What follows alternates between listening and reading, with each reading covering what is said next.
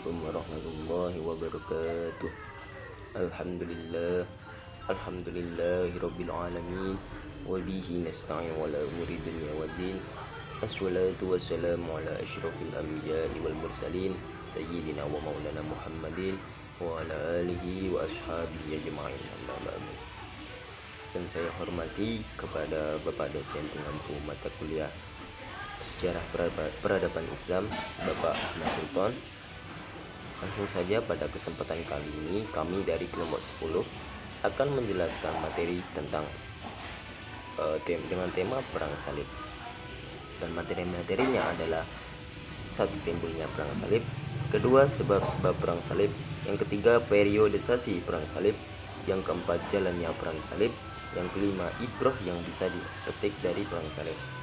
Dan kelompok kami beranggotakan: satu, Muhammad Fitra Hanafiddin, dan yang kedua adalah Masdinan Maidan.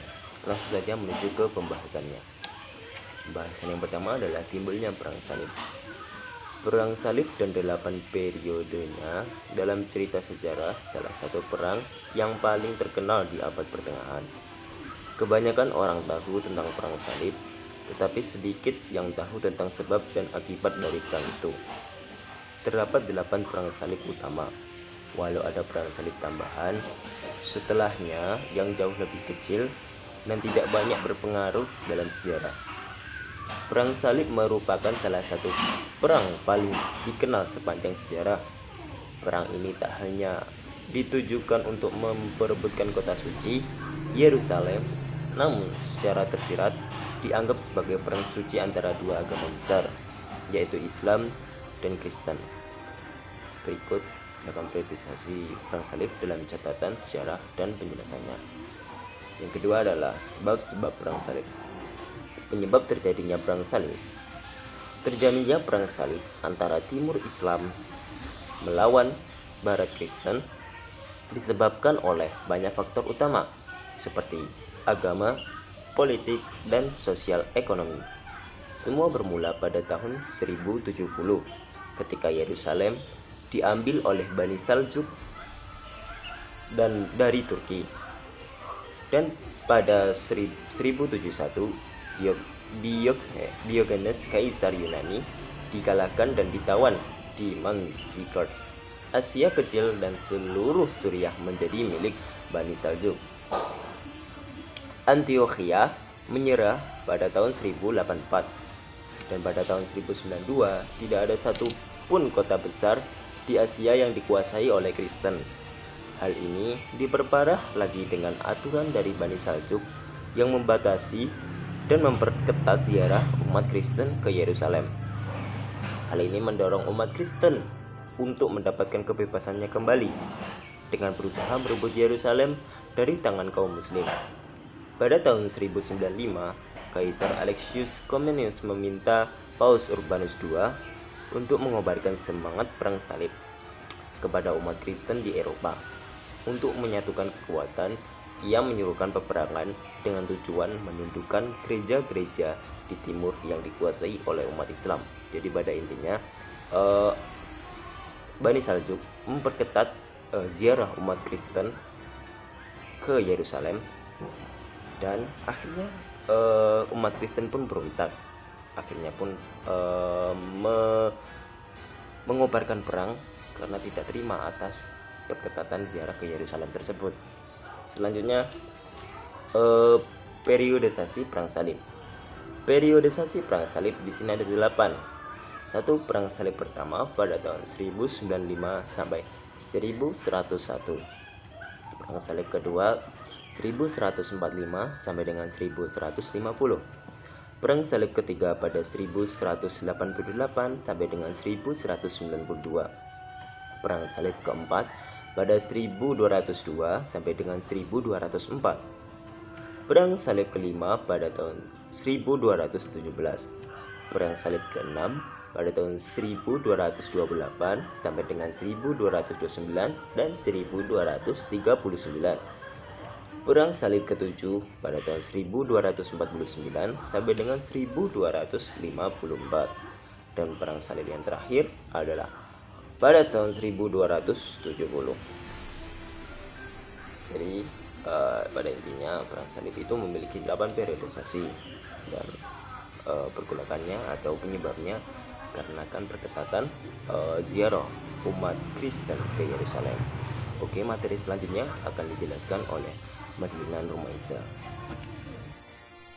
Saya akan melanjutkan penjelasan dari teman saya, yaitu poin yang keempat, jalannya perang salib. Perang salib yang pertama, pada bulan Maret 1095 di Konsili Piacenza, duta besar yang dikirim oleh Kaisar Bizantium Alexius Comnenus atau Alexius I meminta bantuan untuk mempertahankan kerajaannya melawan Turki Seljuk.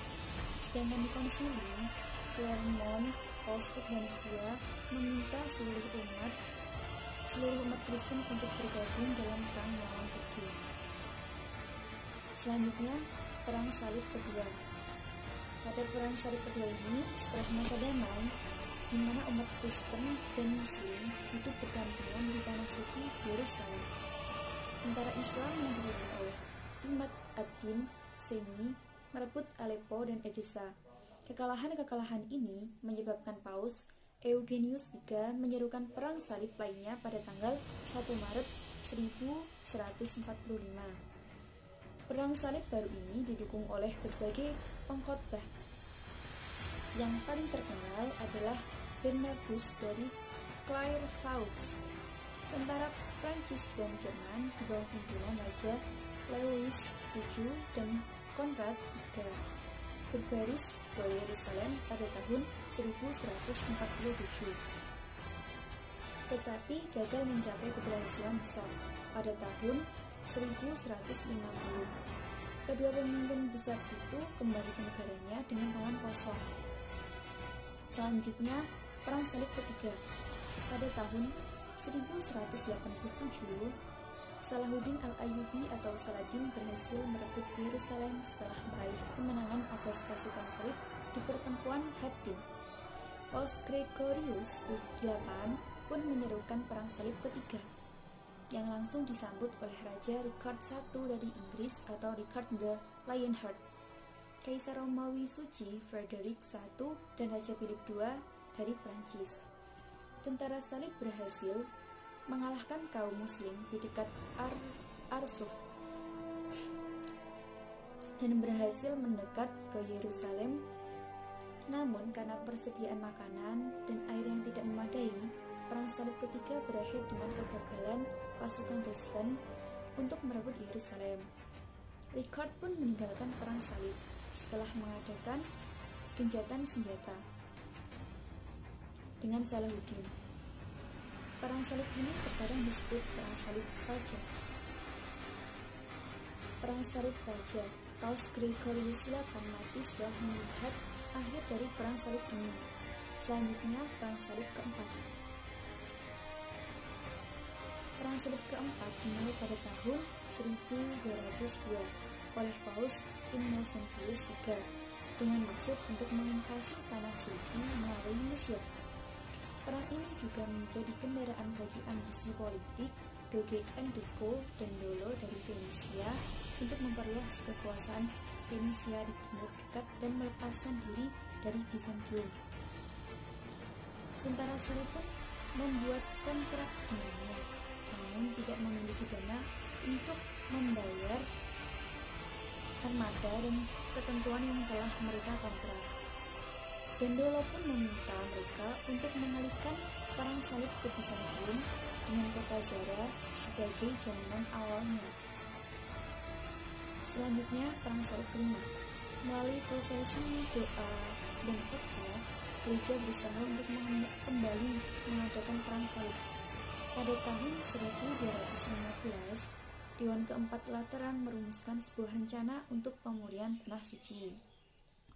Selanjutnya, perang salib ke-6.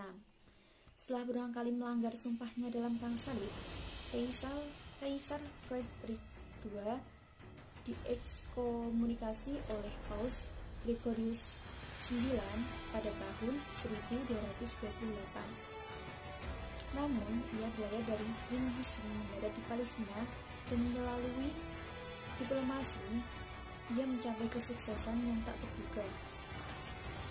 Selanjutnya, Perang Salib ke-7. Kepentingan kepausan yang dimiliki oleh Templar atau Kesatria Salib membawa konflik dengan Mesir pada tahun 1243. Pada tahun berikutnya, pasukan Khwarezm yang dipanggil oleh anak Al-Kamil, Al-Adil menyerang Yerusalem. Tentara Salib dengan gabungan kaum Franka dan tentara bayaran Badui tetap kalah telak oleh pasukan Beibars dari suku Khwarezmiyin dalam kurun waktu 48 jam. Pertempuran ini dianggap oleh banyak sejarawan dengan lonceng kematian bagi negara-negara Kristen. Sebagai bagian dari Perang Salib ini, Louis IX dari Prancis tetap mengorganisasi Perang Salib melawan Mesir hingga tahun 1254. Selanjutnya, Perang Salib ke-8. Perang Salib ke-8 diorganisasi oleh Louis IX pada tahun 1270 yang berlayar dari Aigeo sampai Mortes untuk membantu sisa-sisa negara-negara tentara Salib di Suriah. Namun, Perang Salib tersebut malah dialihkan ke Tunis, tempat Louis menghabiskan 2 bulan terakhirnya sebelum mati. Atas usahanya, Louis kemudian menjadi seorang santo atau kota Louis Missouri AS dinamai untuknya. Perang Salib ini terkadang dipecah menjadi Perang Salib ke-8 dan ke-9. Hasil dari Perang Salib ini adalah hilangnya kekuasaan Kristen di Suriah, meskipun umat Kristen diizinkan untuk hidup damai di wilayah tersebut. Jadi, Perang Salib itu memiliki pengaruh besar pada abad pertengahan Eropa, terutama persentuhan antara umat Islam dan Kristen di berbagai bidang pengetahuan seperti sains, kedokteran, dan arsitektur. Dan poin yang kelima adalah ibrah dari Perang Salib. Jadi, Islam agama yang datang dengan tujuan menyampaikan wahyu Allah Subhanahu wa Ta'ala, di mana salah satu pokok isinya adalah menghidupkan keadilan untuk seluruh dunia, serta juga membebaskan semua bangsa yang tertindas dari cengkraman penjajahan menghadapi fase yang mengglobal. Mungkin sekian presentasi dari kelompok kami. Bila ada kurangnya, kami mohon maaf yang sebesar-besarnya. Semoga semua ini dapat bermanfaat bagi kita semua. Mungkin cukup itu dari saya. Wabillahi taufiq wal hidayah wa ridha wal inayah. Wassalamualaikum warahmatullahi wabarakatuh.